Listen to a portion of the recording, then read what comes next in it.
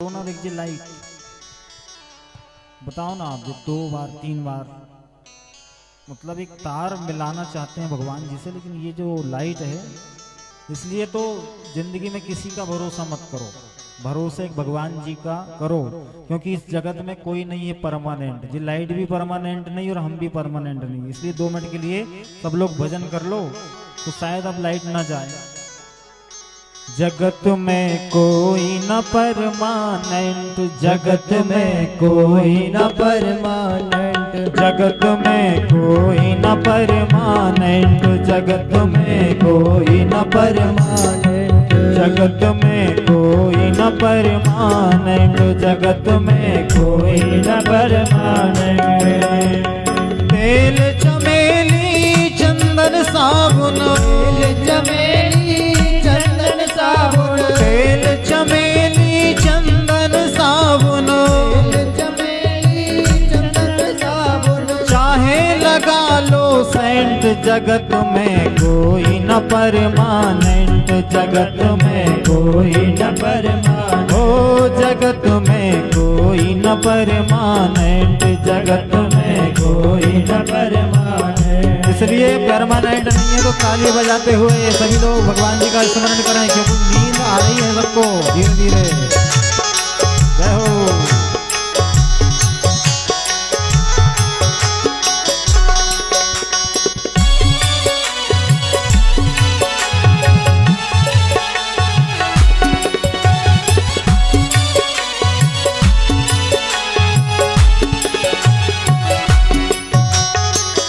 हरि बोल।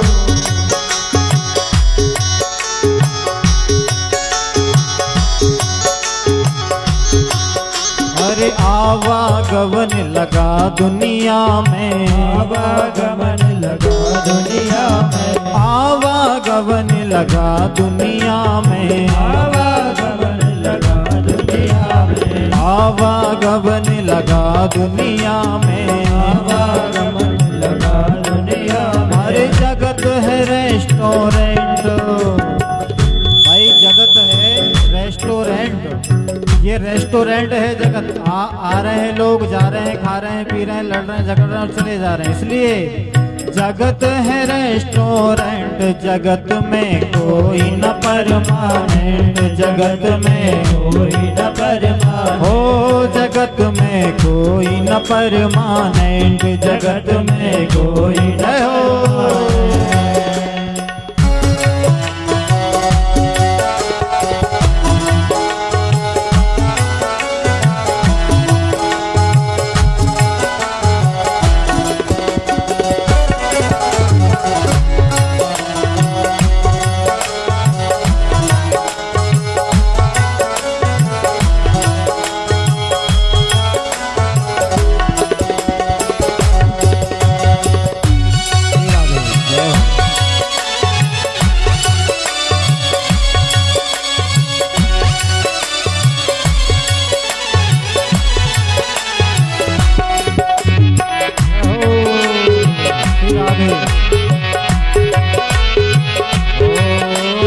अंत समय में उड़ जाएंगे, अंत समय में उड़ जाएंगे, अंत समय में उड़ जाएंगे, अंत समय में उड़ जाएंगे, अरे अंत समय में उड़ जाएंगे, अंत समय में उड़ जाएंगे, अरे अंत समय में उड़ जाएंगे, अंत समय में उड़ जाएंगे। अरे मेरे तंबू टेंट, जगत में कोई न परमानेंट, जगत में कोई न परमानेंट, ओ जगत में कोई न परमानेंट, जगत में कोई न परमानेंट। इसलिए नाम प्रभु का मन में राखो, नाम प्रभु का मन में राखो, नाम प्रभु का मन में राखो, नाम प्रभु का मन में राखो, नाम प्रभु का मन में राखो,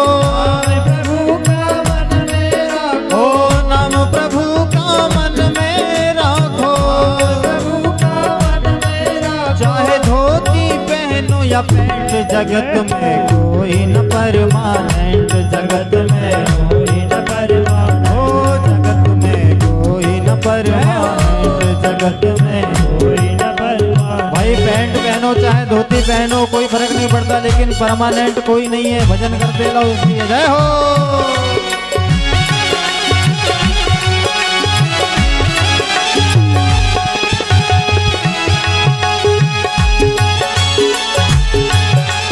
हरि बोल।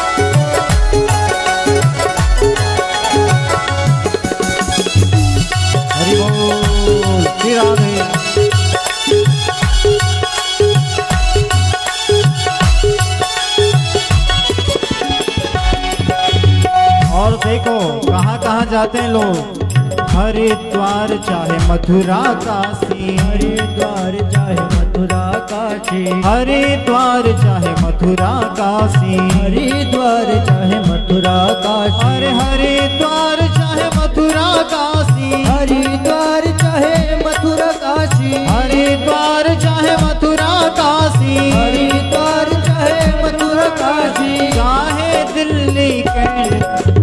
भाई हरिद्वार जाओ, मथुरा जाओ, काशी जाओ, कहीं जाओ, चाहे दिल्ली कैंट जाओ, पूरी दुनिया घूम के जाओ, लेकिन फिर भी कोई जगत में कोई न परमानेंट, जगत में कोई न परमानेंट, जगत में कोई न परमानेंट, जगत में कोई न परमानेंट, जगत में कोई न परमानेंट। बढ़ाओ इसको, जगत में कोई न परमानेंट। इसका साउंड तेज कर दो, इंस्ट्रूमेंट का कम रखो, जो गाने वाले रहते हैं उसका तेज रहता है।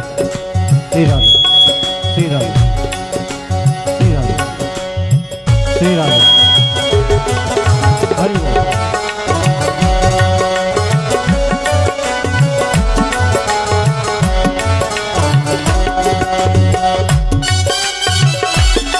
हरि बोल। सीधा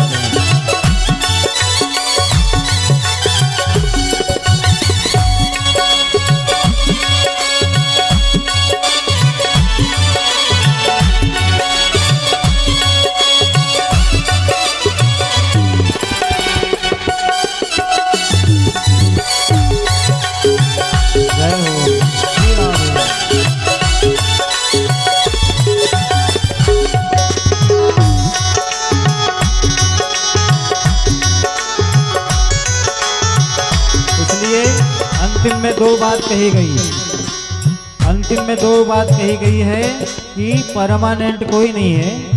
इसलिए क्या करना है, हर साधु संत की संगति कर लो, साधु संत की संगति कर लो, साधु संत की संगति कर लो, साधु संत की संगति कर लो। क्योंकि ये सच्ची गवर्नमेंट, एक ही गवर्नमेंट है यहाँ संसार में। न किसी प्रधानमंत्री की चलती है, न कोई मुख्यमंत्री की चलती है, न कोई विधायक की चलती है, न किसी की नहीं चलती। यहाँ सच्ची गवर्नमेंट भगवान के संकीर्तन में कौन है, साधु संत और गुरुजन, जो हमको रास्ता बताते हैं, जो हमको मार्ग बताते हैं। तो इनकी संगत करना है, क्योंकि यही सच्ची गवर्नमेंट है। यहीं से जब पास होके जाओगे तो यहाँ से एक टिकट मिलती है, राम नाम का टिकट कटा लो, राम नाम का टिकट कटा लो, राम नाम का टिकट कटा लो, राम नाम का टिकट कटा लो। एक आदि एक जाति है, एक आदि एक जाति है, अरे एक आदि एक जाति है, एक आदि एक जाति है। अरे हो जाओ तैयार की गाड़ी स्टेशन पर आती है, हो जाओ तैयार की गाड़ी स्टेशन पर आती है, अरे हो जाओ तैयार की गाड़ी स्टेशन पर आती है, हो जाओ तैयार की गाड़ी स्टेशन पर आती है। अरे राम नाम का टिकट कटा लो, राम नाम का टिकट कटा लो, राम नाम का टिकट कटा लो, राम नाम का टिकट कटा लो। एक आदि एक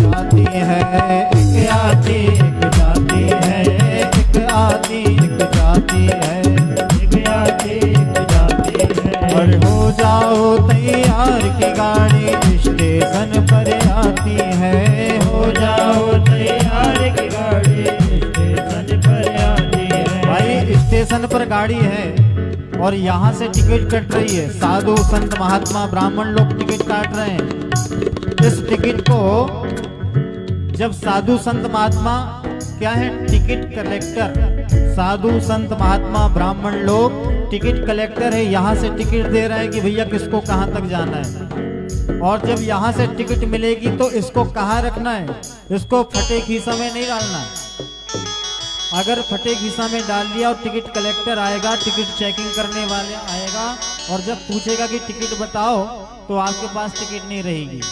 इसलिए इसको टिकट को कहाँ रखना है, इस टिकट को मन के मनी बैग में रखना, मन के मनी बैग में रखना, मन के मनी बैग में रखना, मन के मनी बैग में रखना। हर टिकट बचा कर चोरों से, टिकट बचा कर चोरों से, टिकट बचा कर चोरों से, टिकट बचा कर चोरों से। देखो, मन के मनी बैग में रखना, अपने मन रूपी मन में बैग में रखना है इसको, क्योंकि काम क्रोध लोभ मद मात्सर ये सब चोर आगे पीछे घूम रहे हैं।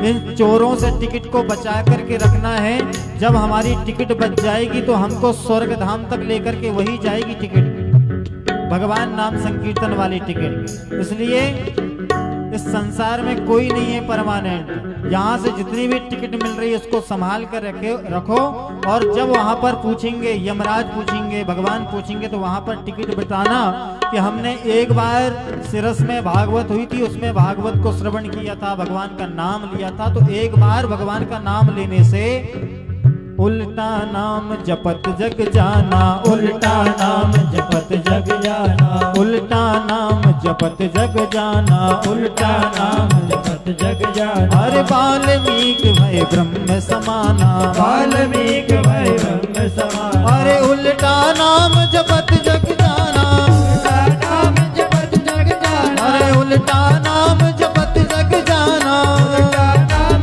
जपत जग जाना। वाल्मीकि भय ब्रह्म समाना, वाल्मीकि भय ब्रह्म समाना। भाई उल्टा नाम जप करके भी वाल्मीकि जी ब्रह्म के समान हो जाते हैं। इसलिए हम लोग तो भैया सबसे सब कुछ जानने वाले हैं, चेतन हैं, सबको मालूम है राम नाम बोला जाता है, कृष्ण नाम बोला जाता है। इसलिए जितना समय है 7 दिन के समय में जब लो, जगत में कोई न परमानेंट, जगत में कोई न परमानेंट, जगत में कोई न परमानेंट, जगत में कोई न परमानेंट, ओ जगत में कोई न परमानेंट, जगत में कोई न परमानेंट।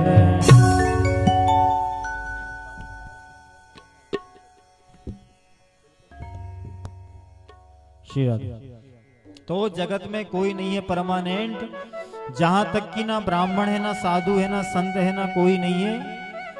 केवल एक ही साथ में जाने वाला है, वो है भगवान का नाम। और सबको यही चीज सबको भागवत में बताया जाता है। हम नहीं, जितनी भी भागवत चल रही है, जितनी भी पुराण चल रही है, सबको सभी व्यास लोग, सभी पंडित जी लोग यही बात बता रहे हैं कि भैया जगत में कोई परमानेंट नहीं है, भगवान का भजन करो, कुछ भी साथ में जाने वाला नहीं है। लेकिन जब तक आदमी पंडाल में बैठा रहता, बोले सही कह रहे हैं महाराज जी, कल से बिल्कुल माला जाप लेके और मैं तो सब छोड़ दूंगा। लेकिन पंडाल से बाहर जैसे ही गए तो नारायण, सब कुछ भूल जाता आदमी। अरे बस फिर अपने काम धंधा में व्यस्त हो जाता है। तो जैसी मानसिकता पंडाल के अंदर बैठकर के बनी है, ऐसी मानसिकता अगर गृहस्थी में बन जाएगा तो हमारी गृहस्थी सुधर जाएगी। यही तो सत्संग की महिमा है। नहीं तो इतना खर्च करने का कोई मतलब नहीं है। मजा आनंद आना चाहिए, मजा आना चाहिए, मजा आना चाहिए, ऐसे ही मजा आना चाहिए। बोल बोल के 7 दिन गुजर जाएंगे और बस मजा आएगा ही नहीं। तो जितना हो सके अपने अंतःकरण को शुद्ध करने के लिए भगवान की इतनी सी भी छटा अगर अंतःकरण में बैठ जाएगी तो हमारी कथा करवाने का, करने का फल है। नहीं तो सब हमारा जितना भी किया कराया है सब पानी में चला जाएगा। जैसे घी में, अग्नि में घी डाला जाता है, तुरंत घी समाप्त हो जाता है, ऐसे ही हमारा जितना भी खर्च है ये सब पानी में चला जाएगा, ये सब नष्ट हो जाएगा। 7 दिन के अंदर में जितना भी है संकीर्तन कर लेना चाहिए। भक्ति महारानी ने साधु के दर्शन करके नारद जी महाराज का दर्शन करके कहा, महाराज साधु के दर्शन करने से सब कुछ प्राप्त हो जाता है। तो नारद जी ने उद्यम किया, बहुत सा उपयोग किया, बहुत से वेद वेदांत का पाठ किया, लेकिन साधु संत का जब तक उनको सत्संग प्राप्त नहीं हुआ तब तक उनको वेद वेदांत भी समझ नहीं आए। तो हम सब कुछ पढ़े लिखे हैं, सारे डिग्रियों को लेकर के बैठे हैं, पैसा भी अच्छा खासा कमा रहे हैं, सारी खेती बाड़ी भी है, लेकिन जब तक सदगुरु रूपी सत्संग हमें प्राप्त नहीं होगा, जब तक हमारा जीवन व्यर्थ है। तो हमें सत्संग रूपी सदगुरु और एक अपने जीवन में सच्चे सदगुरु जब तक प्राप्त नहीं होंगे तब तक हमको रास्ता प्राप्त नहीं होगा। नारद जी महाराज तक जो कि भगवान के समक्ष बिना बताए चले जाते हैं। नारद जी को एक आशीर्वाद ऐसा है सारे देवताओं में कि सारे देवताओं को आगमन का समाचार पूर्व ही देना पड़ता है भगवान को कि भगवान जी हम आना चाहते हैं जाएं, लेकिन नारद जी को ही एक ऐसी भक्ति प्राप्त है भगवान की कि नारद जी जब चाहे जहां चाहे वहां प्रकट हो जाते हैं। तो नारद जी महाराज को मानो, नारद जी महाराज को भी वेद वेदांत का ज्ञान होने के बाद भी साधु का संग प्राप्त नहीं हुआ तो उनका भी वेद वेदांत फीका था। सनकादियों ने कहा, बोले महाराज नारद जी आपने वेद वेदांत को सुनाया लेकिन उसका सार नहीं सुनाया, आपने मूल को छोड़ करके अब आप हमको उनके स्वाद को सुनाना है, उस सार को सुनाना है। बोले महाराज आप बताइए क्या किया जाए। तो बोले हम आनंद नाम के वन में श्रीमद् भागवत महायज्ञ का आयोजन करेंगे, सप्ताह यज्ञ का। ये जो भागवत है साप्ताहिक ही क्यों होती है, 7 ही दिन क्यों होती है, 8 दिन 9 दिन 10 दिन 11 दिन भी हो सकती है, लेकिन सभी चीज का नियम है। भाई अगर कोई डॉक्टर ने आपको 4 दिन की दवा दिया है तो 4 ही दिन खाएंगे ना, 5वें दिन खाने की कोई आवश्यकता ही नहीं है। ऐसे ही ये भागवत की 7 दिन का यज्ञ है, 8वें दिन 10वें दिन फिर बढ़ाते रहो वो बात की बात है, लेकिन 7 दिन का यज्ञ है। 7 दिन के यज्ञ में जितनी भव रोग की दवा है इसको खाते जाओ पीते जाओ और भव सागर से पार होते जाओ। सप्ताह यज्ञ का यही मतलब है। सनकादियों ने 7 दिन का आयोजन किया। तो कहा महाराज कहाँ आयोजन किया जाए। तो देखो बद्री आश्रम में थे सनक सनंदन सनातन कुमार, बहुत बड़े पर्वत पे, हरिद्वार से बद्री का आश्रम की दूरी बहुत है, बहुत बड़ा ऊंचा पहाड़ है। तो सनकादियों ने कहा अगर हम ऊपर करते हैं तो और भी जितने साधु संत महात्मा हैं उनको बस ये सुनने को मिलेगी, नीचे वाले आ नहीं पाएंगे। तो क्या किया जाए। कहा कि आनंद नाम का वन है हरिद्वार में, तो हरिद्वार में एक आनंद नाम के वन में इस आयोजन को किया जाए। नारद जी महाराज ने बालू से एक मंच बनाया, रेत से, उस रेत का मंच बनाया। सनक सनंदन सनातन कुमार चारों भगवान ब्रह्मा जी के पुत्रों को बिठाला और सारे साधु संत महात्माओं को आमंत्रण देना शुरू कर दिया कि भागवत की महिमा हो रही है। अब यहाँ पे वृंदावन में थी भक्ति महारानी, हरिद्वार से 1000 किलोमीटर की दूरी है वृंदावन की। तो भक्ति महारानी ज्ञान वैराग्य के साथ में बैठी हुई थी 1000 किलोमीटर दूर हरिद्वार से वृंदावन में, और कथा हो रही है हरिद्वार में। यहाँ पे जैसे ही साधु संत महात्माओं ने देखा तो भृगुरु वशिष्ठश्च मनश्च गौतमो मेधातिथिर देवल देवरातो, बहुत बड़े बड़े साधु संत महात्मा मुनिंद्र ज्ञानिंद्र सब लोग इकट्ठे होने लगे कि भगवान की महिमा हो रही, भागवत की महिमा हो रही, भागवत की महिमा को श्रवण करने चलना है। भृगु जी महाराज ने सारे साधु संत महात्माओं को एकत्रित करना प्रारंभ कर दिया। कहा भैया चलो भागवत सुनने चलो, भागवत सुनने चलो। किसी ने पूछा क्यों भृगु जी आप ये प्रचार क्यों कर रहे हो। बोले इसलिए कर रहे हैं कि भैया प्रचार करने से भी उतने ही पुण्य फल की प्राप्ति होती है जितने सुनने से प्राप्त होती है। तो जितने भी भागवत सुनने आए तो जितना हो सके प्रचार करो भागवत का कि भैया हमारे गांव से रस में भागवत चल रही है, सुनने आइए सुनने आइए। तो उतना ही फल प्राप्त होगा जितना फल सुनने से प्राप्त होता है। तो यहाँ पर भृगु जी महाराज ने जितने भी संत महात्मा मुनिंद्र ज्ञानिंद्र को बुलाना प्रारंभ कर दिया, आरंभ कर दिया बुलाना, और कहा कि भागवत की महिमा हो रही, इस भागवत की महिमा को श्रवण करो। जैसे ही साधु संत महात्मा और सारे वेद वेदांत कथा को श्रवण करने आने लगे और जैसे ही सनकादियों ने कथा का शुभारंभ किया, उसी समय क्या देखते हैं, भक्ति सुतौ तौ तरुणो गृहीत्वा प्रेमैक रूपा सहसा विरासी श्री कृष्ण गोविंद हरे मुरारे नाथेति नामानि मुहुर्वदन्ति।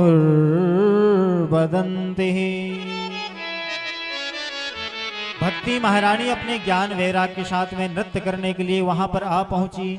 जैसे ही सारे लोगों ने देखा कि भक्ति महारानी ज्ञान वैराग के साथ में नृत्य करने लगी, बड़ा विस्मय हुआ नारद जी को भी और सनकादियों को भी और सारे जितने ऋषि मुनि थे।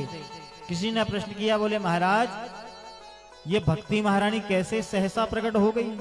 बोले भागवत की महिमा इतनी प्रबल है, इतनी प्रखर है कि जहां भी हो, जैसे भी हो, किलोमीटर से मतलब नहीं है। भक्ति महारानी का उद्यम इतना प्रबल है, भक्ति महारानी को इतना अच्छा आशीर्वाद है कि भक्ति महारानी जहां जहां भगवान की गाथा गाई जाती है तो भक्ति श्रुतौ तौ तरुणो गृहीत्वा, वहां पर भक्ति महारानी अपने ज्ञान वैराग के साथ में नाचने लगती है।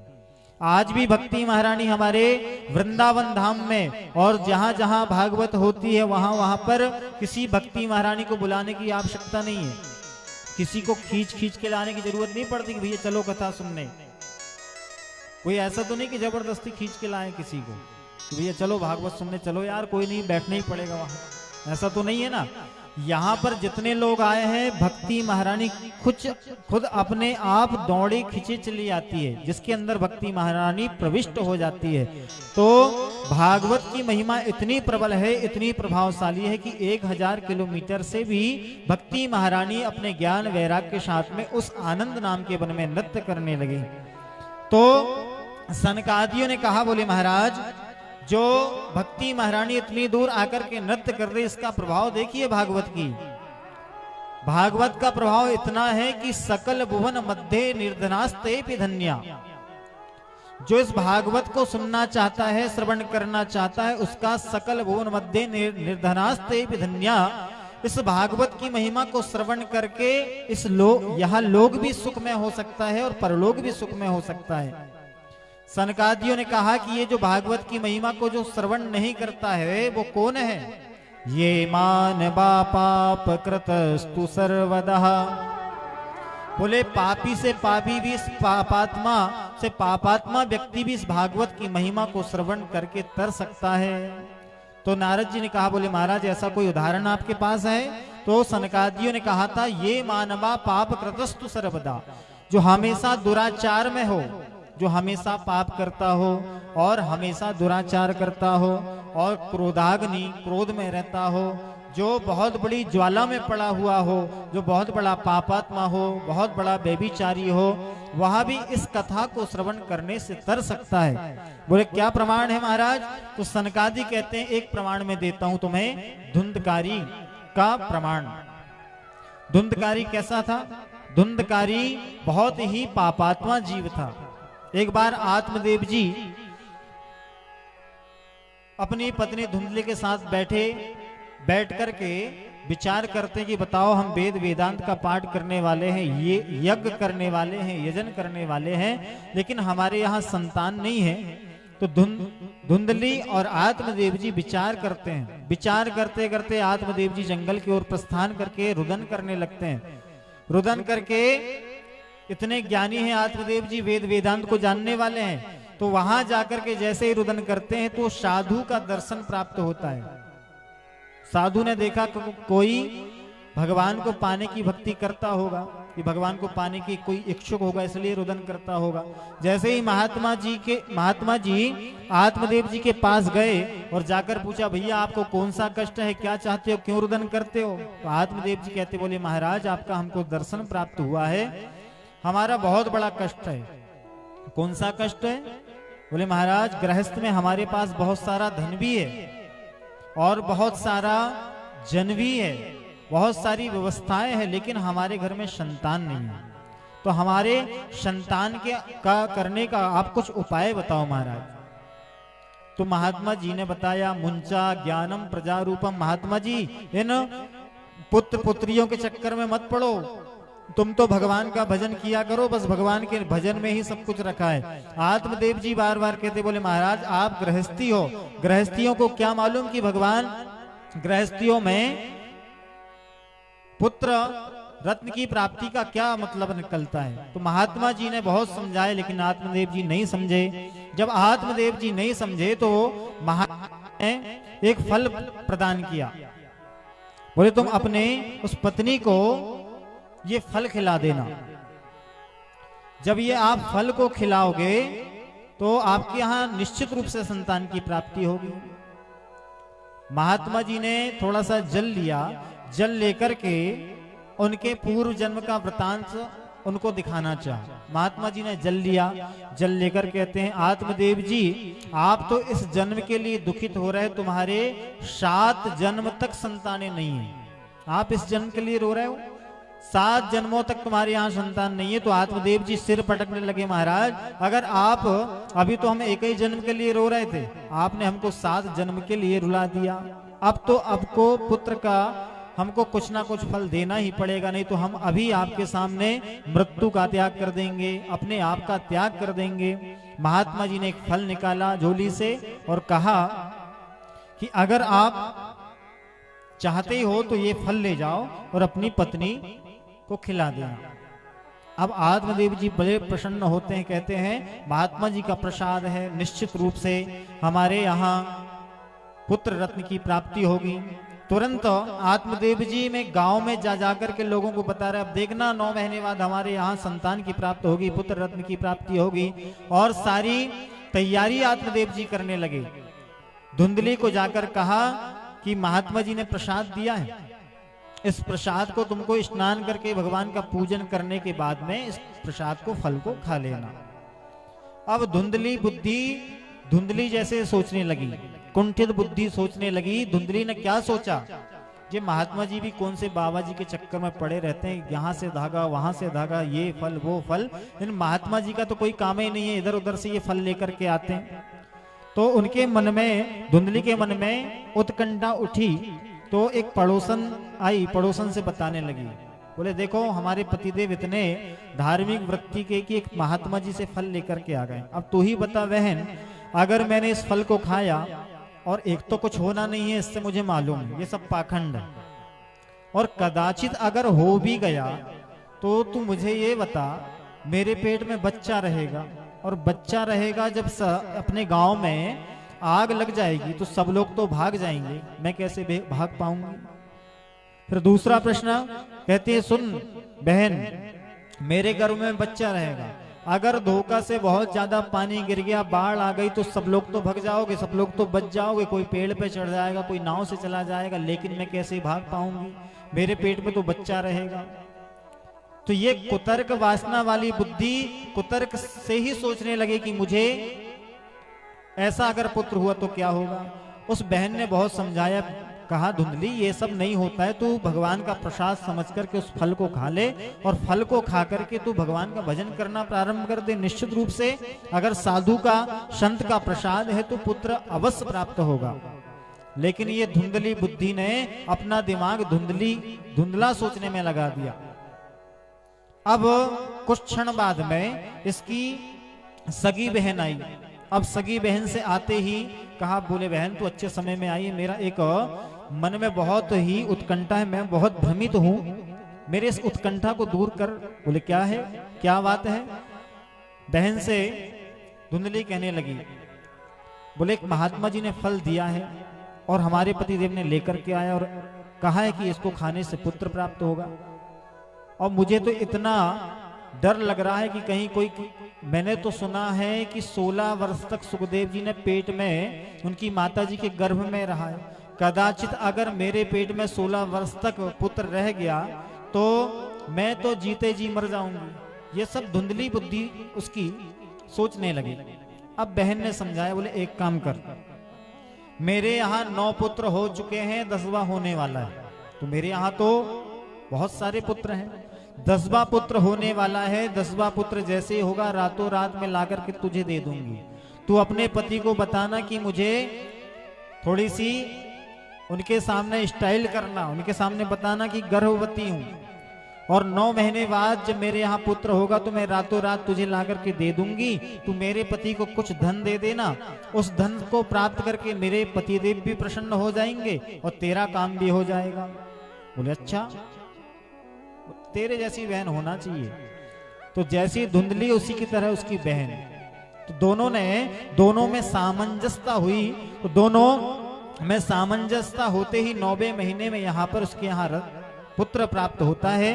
अब यहाँ पर उसकी बहन ने कह दिया था कि इस फल की परीक्षा करने के लिए इस फल को गाय को खिला दो। जब इसको गाय को खिलाएंगे तो इस फल की भी परीक्षा हो जाएगी और तुम्हारे आत्मदेव ब्राह्मण भी प्रसन्न हो जाएंगे, तो दोनों की मनोकामना पूर्ण हो जाएगी। अब यहाँ पर धुंधली ने फल भी खिला दिया। 9 महीने बाद उसके बहन के यहाँ पुत्र हुआ। उन्होंने रातों रात ला करके दिया और जैसे ही ला करके दिया तो त्रियात्रांत 3 महीने बाद यहाँ पर गाय का पुत्र हो गया। लेकिन गाय के पुत्र कैसा था? पूरा शरीर मनुष्य की तरह था, लेकिन जो कान थे वह गाय की तरह। तो आत्मदेव जी महाराज ने उनका नाम रख दिया गौकर्ण। बड़े प्रसन्न होते हैं आत्मदेव जी। अभी तो एक भी पुत्र नहीं था, गाय का भी पुत्र नहीं था। और जैसे ही यहाँ पर देखा कि 9 महीने पूर्ण हो चुके हैं तो धुंधली ने अपने पतिदेव आत्मदेव जी से कहा, बोले महाराज हमारे यहाँ भी पुत्र रत्न की प्राप्ति हुई है। आत्मदेव जी ने पूरे गांव में ढिंडोरा पिटवा दिया, आनंद मनाने लगे।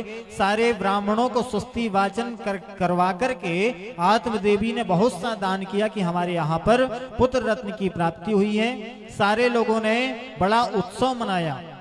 परंतु जैसे जैसे ये बड़े होते हैं गौकर्ण जी महाराज, तो आत्मदेव जी ने नाम रखा था, धुंधली ने अपने पुत्र का नाम रख दिया था धुंधकारी।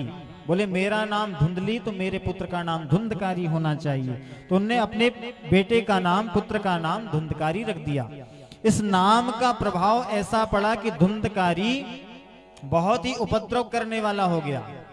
लेकिन गौकर्ण जी महाराज ज्ञानी हुए। गौकर्ण पंडितो ज्ञानी धुंधकारी महाखला। धुंधकारी महाखल हुआ, महापापी हुआ। छोटे छोटे बच्चों को काटा गड़ा देना, छोटे छोटे बच्चों को पत्थर मारना, छोटे छोटे बच्चों को कुआं में ले जाकर के फेंक देना। और यहाँ गौकर्ण जी महाराज एकांत में बैठ करके भगवान का भजन कर रहे हैं। क्यों?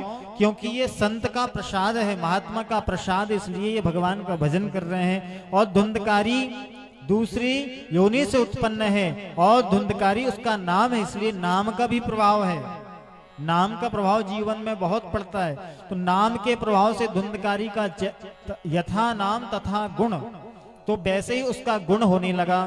लोगों को मारने लगा, बच्चों को मारने लगा, धीरे धीरे बड़े हो गए। यहाँ गौकर्ण जी महाराज वेद अध्ययन करने के लिए काशी बनारस चले जाते हैं। और धुंधकारी बड़ा होकर के चोरी करने लगा, अपनी माता को मारने लगा, पिताजी को मारने लगा और व्यभिचार करने लगा, वेश्या गमन करने लगा। बहुत सारे राजाओं को मार करके चोरी करके अपने घर में धन को लाने लगा। पिताजी ने देखा तो पिताजी समझ गए कि महात्मा जी ने बहुत अच्छी बात कही थी कि मुंचा ज्ञानम प्रजारूपम, ये संसार में कुछ नहीं रखा है, पुत्र पुत्रियों के चक्कर में मत पड़ो। महात्मा जी ने पहले समझाया था फल देने के पहले, लेकिन आत्मदेव जी नहीं समझ पाए थे। अब आत्मदेव जी को समझ में आ रही बात कि महात्मा जी ने सत्य बात कही थी। आत्मदेव जी ने अपनी कमंडल उठाया, माला उठाया, जंगल की ओर प्रस्थान कर गए।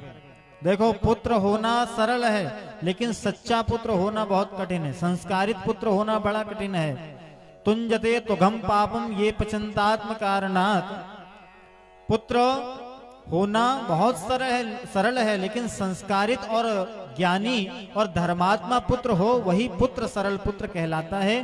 तो आत्मदेव जी ने जंगल की ओर प्रस्थान किया। धुंधकारी ने 5 वेश्याओं को घर में रखने से पहले अपनी माता धुंधली से कहा, बोले ला तूने कितना धन छुपा करके अपने घर में रखी है। अपनी माता धुंधली को मार मार करके जितना भी धन था सब छुड़ा लिया और वेश्याओं को दे दिया। अब जब सारा धन समाप्त हो गया तो अपनी माता को मारते हुए कहा कि तूने और धन को गड़ा करके रखा है। जैसे ही धुंधली ने देखा कि अब मुझे ये मार देगा, उससे पहले ही धुंधली ने क्या किया, अंधकूपे जाता निधनंगतः, अंधकूप में जाकर के अपने प्राणों का अनंत कर देती है धुंधली। अंधकूप किसको कहते हैं? जो जंगल में अंधकूप दिखाई नहीं देता उसको अंधकूप कहते हैं। तो अंधकूप में जो ऐसा पुत्र की प्राप्ति करना चाहता है वो अंधकूप में जाकर के समाप्त हो जाता है, जिसकी हड्डी पसली भी प्राप्त नहीं होती है। तो अंधकूप में नहीं जाना है, भगवान के भजन करके हमको साक्षात भगवान का धाम जाना है। तो यहाँ धुंधली ने अपने प्राणंत अंधकूप में जाकर को त्यागा है अपने प्राणों को। अब धुंधकारी और निडर हो गया, निडर होकर के पांचों वैश्याओं को काम, क्रोध, लोभ, मद और मात्सर, ये 5 वैश्याएं अपने जीवन में है, सभी के जीवन में। सबके पास घर है, सबके पास धन है, दौलत है, सारी चीजें हैं, लेकिन काम में लोग व्यस्त हो गए।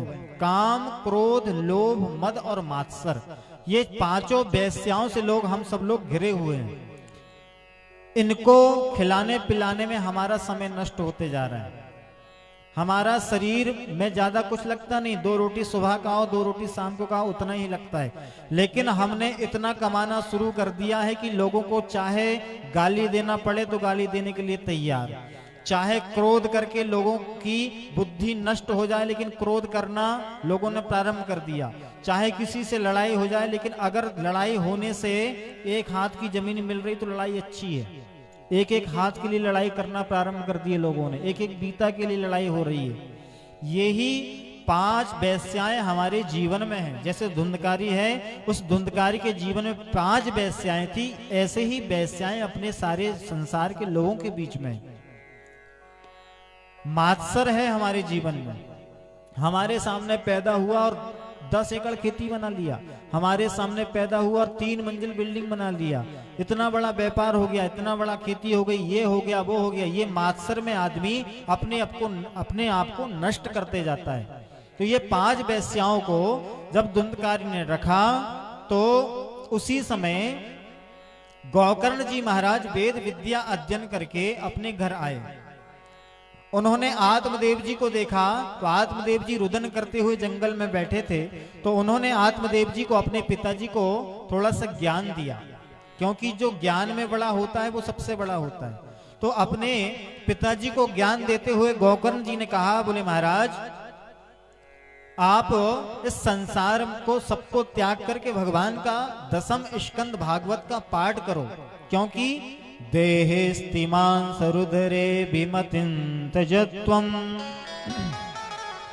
जाया सुता दिशु सदा ममतां विमुञ्च पश्यानिशं जगदिदं क्षणभङ्गनिष्ठं वैराग रसिको भव भक्तिनिष्ठः। बोले पिताजी, इस देह में स्थित देहस्थि मांस रुधिरे, इस देह में स्थित मांस रुधिर का लेपन मात्र है। अपने पिताजी को गोकर्ण जी ज्ञान दे रहे हैं और ये सब ज्ञान हम सबके लिए है। हम सबको भी अपने शरीर में बड़ा प्रेम होता है, इतना प्रेम होता है, इतना प्रेम होता है कि थोड़ा सा भी कष्ट अगर हम इस शरीर के लिए देखना चाहते हैं, जैसे हम कोई रास्ता से जा रहे हैं और वहां का कांटा अगर पड़ा है तो हम उस रास्ते को बदल लेते हैं, लेकिन उस कांटे को नहीं हटाते हैं। भाई हमारे शरीर को कष्ट नहीं होना चाहिए। हम परलोक के लिए व्यवस्था नहीं बनाते, पर धर्म के लिए व्यवस्था नहीं बनाते। हो सकता है कि हम कांटे ही हटा दें तो सबके लिए रास्ता खुल जाए, लेकिन हम अपनी कष्ट को नहीं सहन कर पाते। कहते कि भैया कौन हटाए इसको, चलो अपना रास्ता बदल लेते हैं। तो आत्मदेव जी महाराज को उनके पुत्र गोकर्ण जी महाराज 2 श्लोकों में बड़ा सुंदर ज्ञान देते हैं। उसको गोकर्ण गीता नाम से भागवत के महात्म्य में बताया गया है। कौन सा ज्ञान देते हैं? बोले पिताजी, देहेस्ति मांस रुद्रे अभिमतिं त्यजत्वम्। बोले अपना जो शरीर है पिताजी, देह स्थित मांस रुधिर का लेपन मात्र है। इसको अगर आप छील के देखो तो कुछ नहीं है इसमें। अपना जहां तक कि मनुष्य का चमड़ा भी काम नहीं आता है। और सारे जानवरों का चमड़ा हड्डी सब कुछ काम आ जाते हैं, लेकिन मनुष्य का किसी भी प्रकार से कोई भी अंग काम आने वाला नहीं है। तो अपने पिताजी को ज्ञान देते हुए गोकर्ण जी कह रहे हैं, देहे स्तिमान सुरदरे अभिमतिन तजत्वम, इस मति को त्यागो पिताजी, और इस संसार में जो अपना शरीर प्राप्त हुआ, ये शरीर मात्र खून का इसमें गारा है और ईंट जो है इसमें हड्डियां बनी हुई है। तो किसी महात्मा ने इस श्लोक का बड़ा सुंदर व्याख्यान करते हुए कहा है कि खून का गारा बनाया ईंट इसमें हड्डियां, चंद श्वासों पर टिका है ये ख्याले आसिया, लेकिन भक्त की पुरजोर आंधी जब इससे टकराएगी, चंद मिनटों में इमारत खाक में मिल जाएगी। जो अपना शरीर मिला है, इस शरीर को थोड़ा सा देखना अकेले में बैठ करके कि खून का गारा है इसमें। जैसे हम घर बनाते हैं तो खून का गारा है और ईंट इसमें हड्डियां, जैसे हम लोग पिल्लर खड़े करते हैं तो उसमें जैसे ये पिल्लर है वैसे हमारे शरीर में हड्डियां हैं, और चंद श्वासों पर खड़ा है ये ख्याले आसियां, जैसे ये पिल्लर लगे हैं, अगर ये पिल्लर को हटा दिया जाए तो पंडाल नीचे गिर जाएगा। ऐसे ही चंद श्वासों पर टिका है, एक एक जो सांस चल रही है इस पर टिका हुआ है अपना सारा शरीर। लेकिन जब वक्त आएगा, जब समय आएगा, जब काल आएगा और हमारी सांस बंद हो जाएगी तो चंद मिनटों में इमारत खाक में मिल जाएगी, सबकी सब पूरी मिट्टी हो जाएगी। और जहां तक कि जलाने के बाद में लोग बीन बीन करके एक एक हड्डी बीन बीन करके ले जाते हैं। वो देखना थोड़ी सी रह गई, थोड़ी सी रह गई, थोड़ी सी रह गई, ऐसा कर करके एक भी हड्डी नहीं रहने देते। और जहां तक कि 1 दिन 2 दिन 10 दिन तक अपने घर में पीपल के वृक्ष में रखेगा आदमी, और 10 दिन के बाद में सीधे गंगा जी में, अपने क्षेत्र में भी नहीं रहना चाहिए, तो गंगा जी में ले जाके विसर्जन कर देते हैं। तो भैया ना ये खून काम आने वाला है, ना यह हड्डी काम आने वाली है, ना इसमें किसी भी प्रकार से अपने शरीर में जितनी भी चीजें काम आने वाली नहीं है। गोकर्ण जी महाराज ने अपने पिताजी को बताया, बोले महाराज ये जो शरीर है ये मात्र भगवान का भजन करने के लिए प्राप्त हुआ है, और इस शरीर से आप कुछ नहीं कर सकते हो। तो अपने पिताजी को कहा, गोकर्ण जी ने कहा, पिताजी आप जा करके इस 10वें स्कंद भागवत की महिमा के 10वें स्कंद का पाठ करके अपने प्राण को त्यागें और अपने जीवन को सुगम बताएं। तो इस संसार में पिताजी को मानो, गोकर्ण जी ने बताया कि इस संसार में कोई भी चीज अपनी नहीं है। गोकर्ण जी महाराज ने जैसे ही गीता का ज्ञान दिया, भगवान का ज्ञान दिया, श्री आत्मदेव जी जंगल की ओर प्रस्थान कर गए। और यहाँ धुंधकारी ने अपना उपद्रव करना प्रारंभ ही रखा, 5 वेश्याओं को खिलाना पिलाना प्रारंभ कर दिया। अच्छे अच्छे धन वैभव जवाहरात, सोने के आभूषण, चांदी के आभूषण, रत्न आदि ला करके चुरा करके लाता, 5 वेश्याओं को ला करके देता। अब 5 वेश्याओं ने सोची, काम क्रोध लोभ मद और मात्सर, ये 5 वेश्याएं अपने जीवन में, और धुंधकारी के पास भी ये 5 वेश्याएं। अपने ही क्रोध से आदमी नष्ट हो जाता है। जब अपने पास आदमी के पास क्रोध है तो क्रोध करके आदमी अपने आप को नष्ट कर लेता है। अगर क्रोध आया, सामने वाले को उसने गाली दिया, और गाली जैसे ही दिया तो लड़ाई होगी, लड़ाई होगी तो फिर एक दूसरे का मर्डर हो जाएगा। तो क्रोध से एक दूसरे का मर्डर हो गया, तो वह काम रूपी जो वैश्या है वो अपने ही साथ में रहने वाली थी, लेकिन उसी ने अपने को नष्ट कर दिया। काम क्रोध लोभ मद मात्सर, इसी में आदमी अपने आप को समाप्त कर लेता है। अब यहाँ धुंधकारी ने 5 वेश्याओं को रखा, 5 वेश्याओं ने बुद्धि का प्रभाव जमाया और सोचने लगी कि धुंधकारी इतना चोरी करके लाता है, अगर एक दिन अगर किसी राजा महाराजा ने इस चोर को घर में आते देख लिया तो इसके चक्कर में हम 5 वेश्याएं भी चली जाएंगी, जेल का चक्की हमको भी पीसना पड़ेगी। तो 5 वेश्याओं ने योजना बनाई, योजनाबद्ध काम करके अपने घर में गड्ढा खोदा, और गड्ढा खोदने के बाद में जैसे ही धुंधकारी आया सोना आभूषण लेकर के, तो तप्तांगार समूह हास्यो, जैसे ही धुंधकारी आए तो सबसे पहले तो फांसी लगाई 5 वेश्याओं ने, और फांसी लगाने से जब उसकी मृत्यु नहीं हुई तो उसके मुंह में तप्तांगार समूहास्य, तपते हुए अंगारा डाला, लेकिन फिर भी उसकी मृत्यु नहीं हुई, क्योंकि इतना बड़ा पापी था कि अपने माता पिता की मृत्यु मात्र इसी के कारण हुई थी। तो इसका इतना बड़ा पाप था कि इसके मुंह में अंगारे डालने के बाद भी इसकी मृत्यु नहीं हुई। तो पांचों वेश्याओं ने जो गड्ढा खोदा था, गड्ढा में उसको जिंदा डाल दिया और ऊपर से पूरा उसको ढांक दिया मिट्टी के माध्यम से, जब उसकी मृत्यु हो गई। अब कुछ दिनों के बाद में जब गोकर्ण जी महाराज को पता लगा तो गोकर्ण जी महाराज ने सोचा कि भैया अपने उस धुंधकारी भाई के लिए गया श्राद्ध कर दिया जाए। तो 100 बार गया श्राद्ध किया गोकर्ण जी महाराज ने। अब जैसे ही जब अपने गांव में पधारे, उसी समय घर के सामने खटिया लगा करके गोकर्ण जी महाराज सोए थे, तो वही धुंधकारी प्रेत योनि में आता है। कभी मेढ़ा बन जाता, कभी बकरा बन जाता है, कभी भैंस बन जाता है, कभी बकरी बन जाता है और दर्शन देता है। तो तुरंत गोकर्ण जी महाराज ने अपने हाथ में जल लिया और जल लेकर के अभिमंत्रित करके जैसे ही जल का छिड़काव किया, उसी समय गोकर्ण जी पूछा, भैया तू कौन है? तो उसी प्रेत ने उत्तर देते हुए कहा, बोले भैया मैं तुम्हारा भ्राता हूं, तुम्हारा भाई हूं। अहम भ्राता त्वदीयोस्मि धुंधकारीति नामतः। बोले मैं आपका भाई हूं, वही धुंधकारी, मैं आपका भाई हूं। बोले तुम्हारी हालत ये कैसे हो गई? बोले स्वकीय नैव दोषेन ब्रह्मत्वं नाशितम मया। समय के प्रभाव से, मेरे पाप के प्रभाव से मेरा इतनी बड़ी दुर्गति हुई है कि मुझे, बोले मैंने तो तुम्हारे लिए गया में श्राद्ध कर दिया। तो धुंधकारी ने कहा, बोले महाराज गया श्राद्ध सते नापे मुक्तिर में न भविष्यति। मैंने इतने पाप किया है जीवन में कि मेरे लिए आप 100 गया श्राद्ध भी कर दो तो भी मेरी मुक्ति होने वाली नहीं है।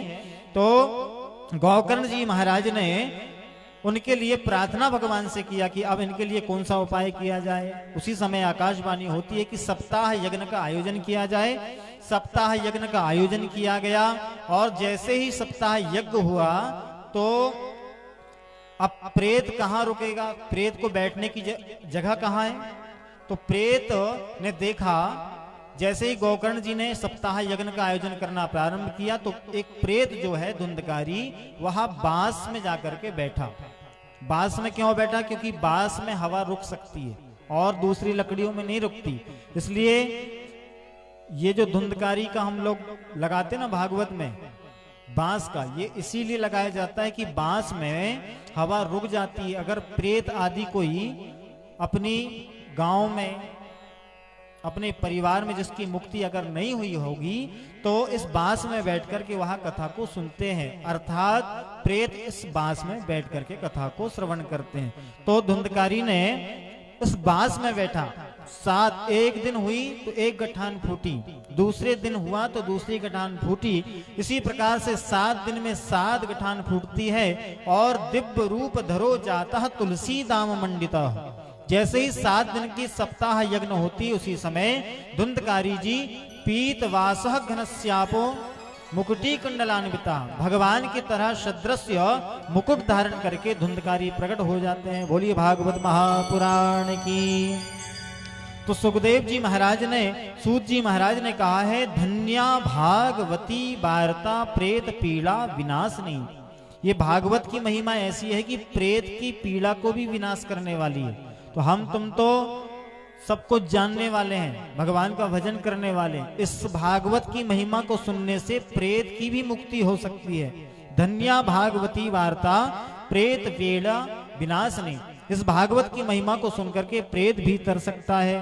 तो सप्ताह यज्ञ की विधि के अनुसार जो सप्ताह यज्ञ की कथा को सुनता है उसे निश्चित रूप से सारे फलों की प्राप्ति प्राप्त हो जाती है। भागवत की महिमा बड़ी सुंदर महिमा बताया गया है। तो सुखदेव जी महाराज और सूत जी महाराज ने इस भागवत की महिमा को श्रवण करने से पूर्व सनकादियों ने कहा था, बोले महाराज जो इस कथा को श्रवण नहीं करता वो कौन है? उन्होंने एक प्रश्न के माध्यम से सनकादियों के पास में एक उत्तर देते हुए कहा, जो इस कथा को श्रवण नहीं करता है, जो इस कथा को श्रवण नहीं करवाता है, वो मानो गधे के समान है। संस्कृत में मानो गाली देते हैं। संस्कृत में गाली देते हुए कहते हैं कि जो इस भागवत की महिमा को श्रवण नहीं करता है वो मात्र अपनी माता को गर्भ का कष्ट देने के लिए ही पैदा हुआ है। जिसने भागवत की महिमा को श्रवण नहीं किया और जिसने भागवत की महिमा को न कभी गाया न कभी किसी को टोका कि भैया भागवत मत करवा, बहुत खर्च होता है, तो वो भी मानो गधे के समान है। ऐसा हम नहीं कह रहे हैं, भागवत में सनकादि कह रहे हैं। तो जो भागवत की महिमा को करता है, करवाता है, वो भगवान का साक्षात ठाकुर जी के धाम को जाता है। तो धन्या भागवती वार्ता प्रेत पीड़ा विनाश नहीं। इस भागवत को सुनने से क्या होता है भाई, क्यों सुनना चाहिए?